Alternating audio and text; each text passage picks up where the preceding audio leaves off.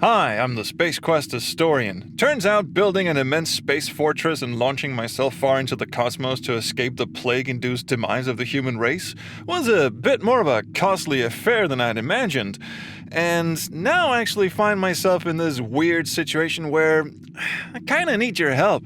So here's the deal, alright?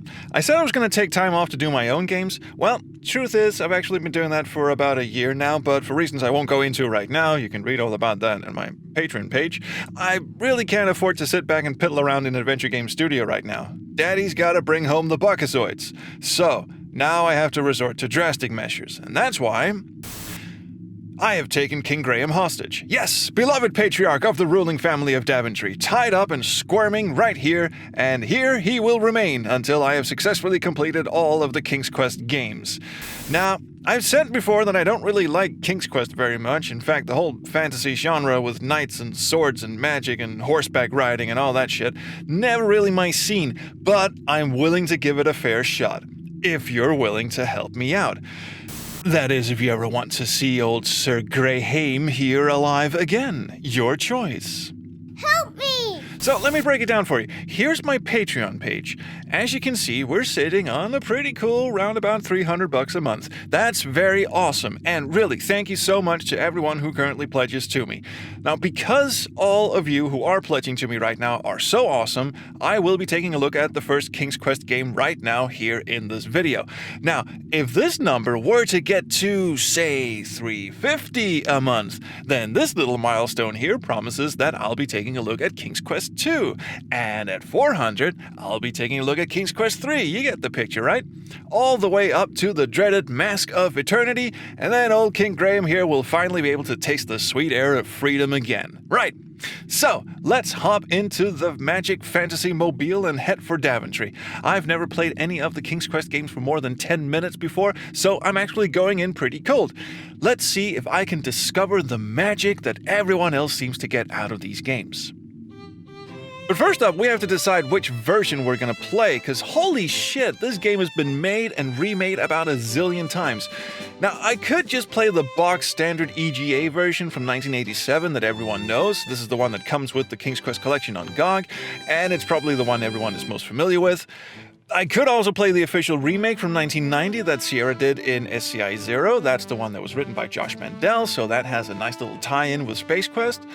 Or, if I was being a complete weirdo, I could play the Sega Master System version from 1989, but I figured since I'm going into this cold, frankly, I have no idea what this game is even about, I should probably start at the absolute beginning. The first ever version of the game released all the way back in 1984 for the IBM PC Junior. Yes, King's Quest.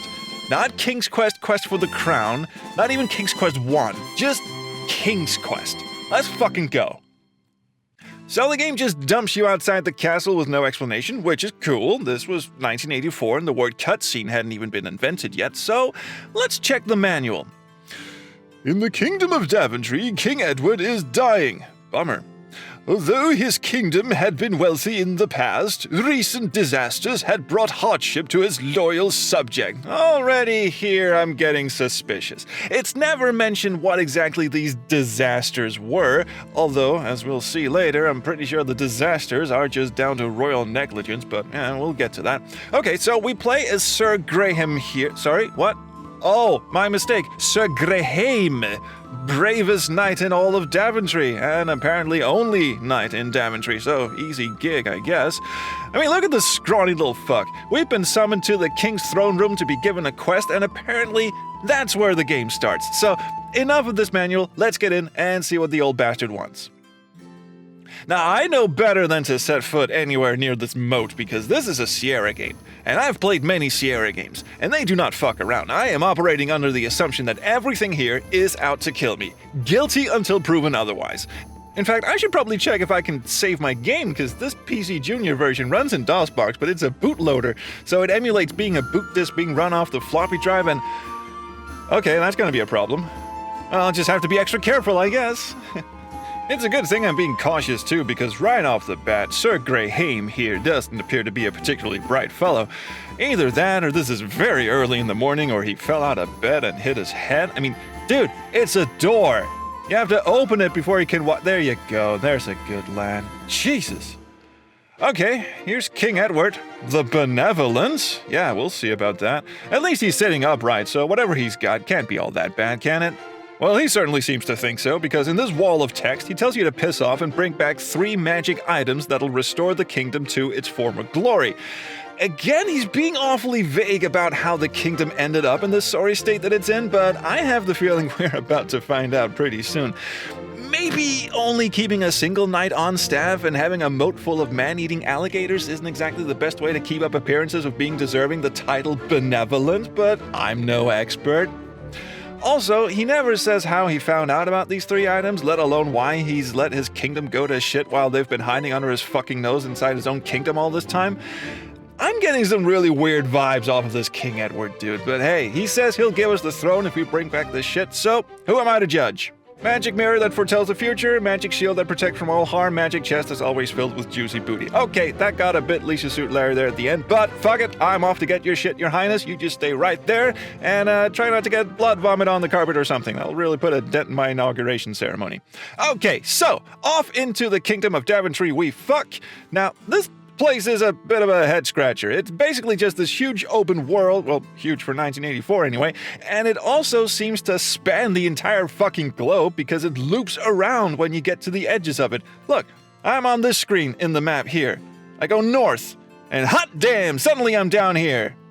Even the manual is like, we don't fucking know. You ever tried bending a piece of paper into the shape of a tube? It's fun. Here, have a go at it yourself. It also says I may need to draw more than one map of Daventry because of the 3-dimensional quality of the kingdom. Yeah, fuck you. Translation. This game is going to mindfuck your sense of geography and teleport you to weird places when you least expect it. Just you wait and see 3-dimensional quality of the kingdom. Look, here's what they mean by 3-dimensional quality. Sir Graham here can move in front of and behind objects on the screen. Now, to the game's credit, this was mind-blowing shit in 1984. Before this, you just had static images of what was on screen, but now you were actually moving their protagonist around the scenery and getting him stuck on trees. Fuck's sake, Graham!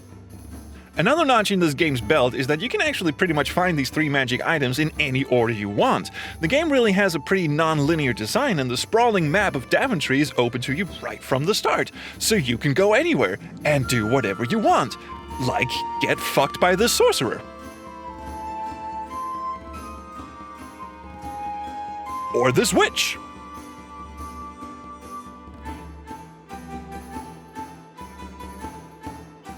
Or this wolf. Actually, the wolf isn't terribly... Okay, there we go.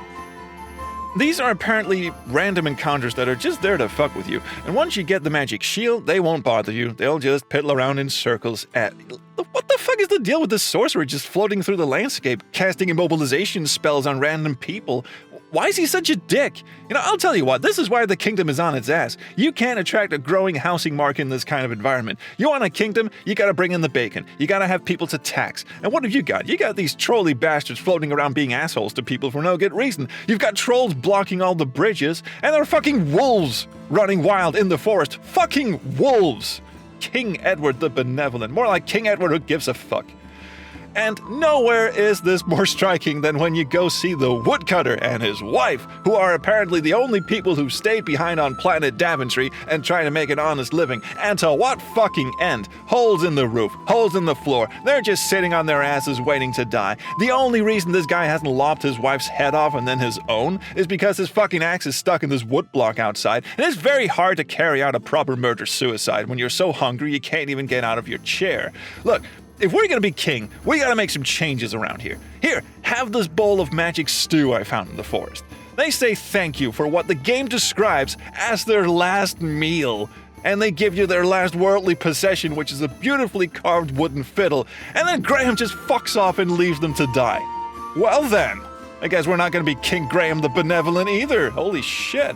And just to make this clear, these are the last inhabitants of this entire kingdom that could possibly have done anything to kickstart the economy again. There's only one other house in this entire rotten game world, and that's this witch's house.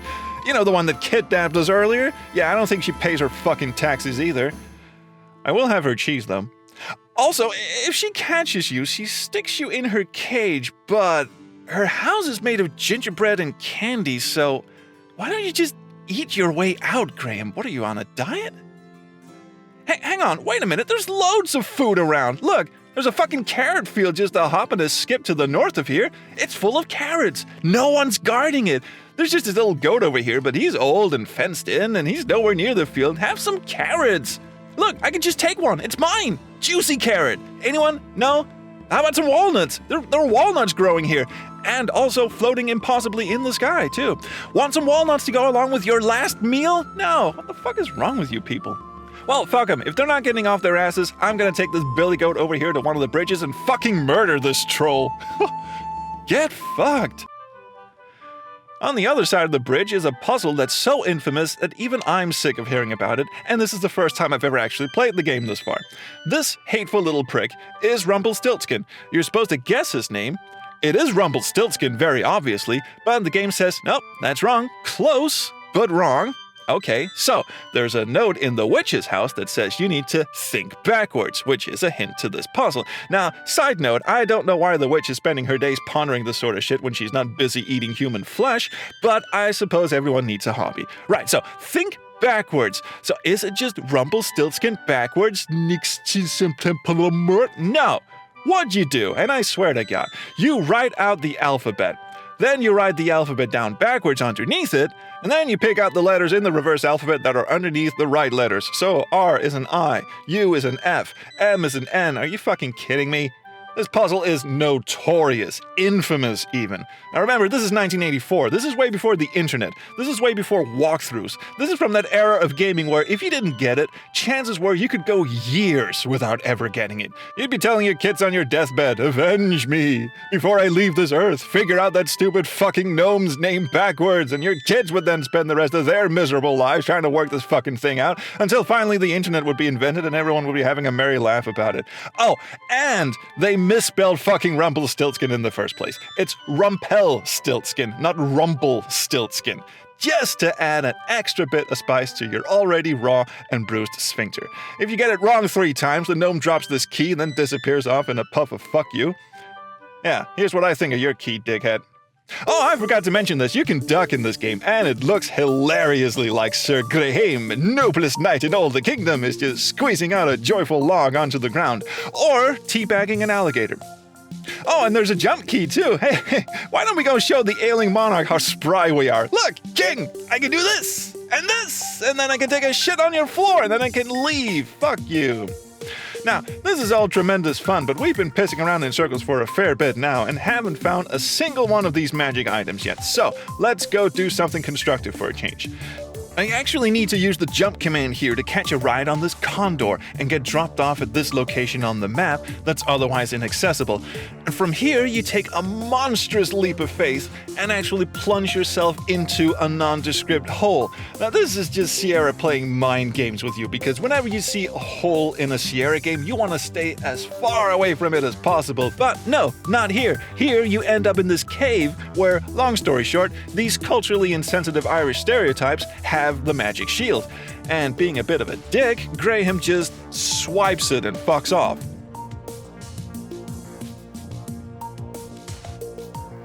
Oh, and you can also get the leprechauns to leave by playing this fiddle you swiped from the murder-suicide couple in the dilapidated hut. This causes the leprechaun king to leave behind his scepter, which you can also swipe. For no good goddamn reason. As far as I can tell, this thing has no practical use in the entire game. This is just the future king of the kingdom being an absolute turd.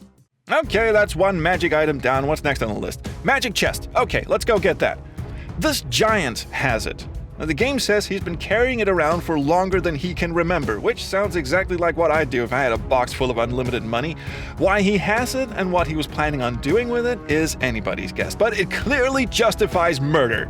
So Graham here gets a slingshot from this hole in the tree. Again, anyone's guess why the giant would keep murder weapons lying around when he's clearly got other things on his mind. So let's get those things off his mind by putting a new hole in it and make off with the chest. Done. That's 2 down. Oh, and by the way, getting up to the giant involves either taking the gnome's now shit-encrusted key, unlocking this very mysterious door, and walking up a flight of stairs. But if you guess the gnome's name right, he leaves behind a cluster of magic beans. which you can then plant in a flower bed, which sprouts a giant beanstalk which you can climb up and fall off 1,000,000 times because fuck you. And then you get to this lovely cloud area which you can also fall off 1,000,000 times because did we mention fuck you?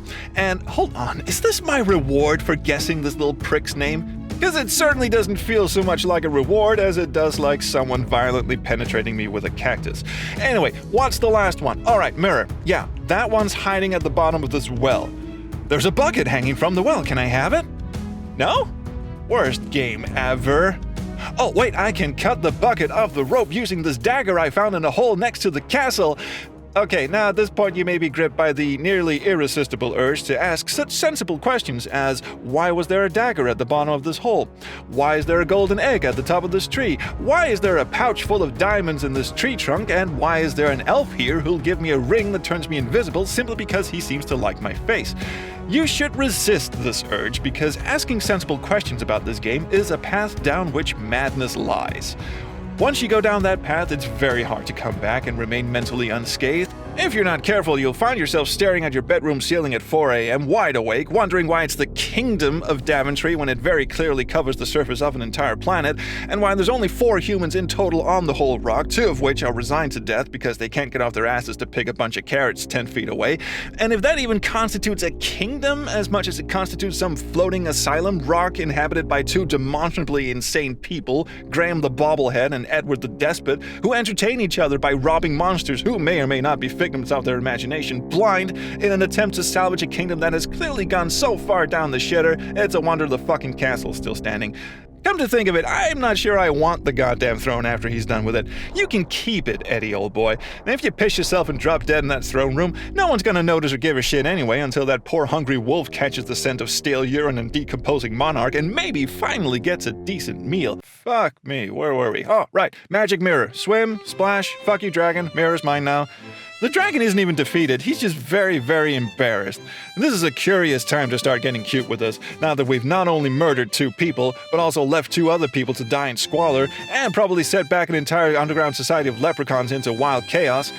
Why did the dragon even have the mirror in the first place? No, I think I made it very clear you shouldn't ask these questions. Remember, madness. Now, let's hop to it, back to old Castle Daventry, which somehow miraculously hasn't crumbled under the sheer weight of bullshit around it, and claim our throne.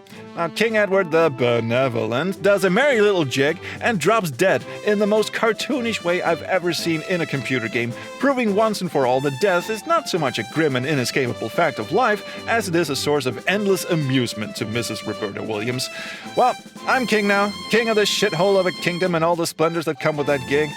You know, I suppose I should start by sugar taxing that witch in the candy house. And so ends the first saga of King Graham of Daventry, noble knight turned noble king, in his own mind at least. Remember, if you enjoyed this very objective and fair review of a tried and true classic, please consider joining my Patreon and supporting me. If we hit the next milestone, I'll take a look at the sequel, Romancing the Throne, to see if that makes any sort of sense. I fucking hope it will. I'm the Space Quest Historian. Thank you so much for watching. I'll see you around the Chrono Stream. Bye.